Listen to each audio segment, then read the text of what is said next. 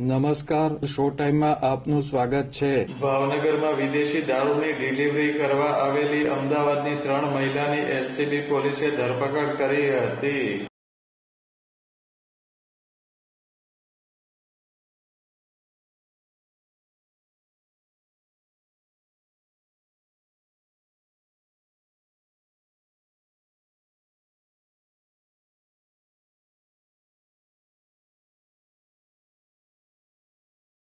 LCB police ગત મોડી રાત્રિના સમયે પેટ્રોલિંગમાં હતી. તે દરમિયાન એસટી સ્ટેન્ડ પાસે 3 મહિલાઓ શંકાસ્પદ હાલતે મળી આવી હતી. પોલીસે મહિલાઓ પાસેના થેલા ચેક કરતા થેલામાંથી વિદેશી દારૂના 160 નંગ ચપટા મળી આવ્યા હતા.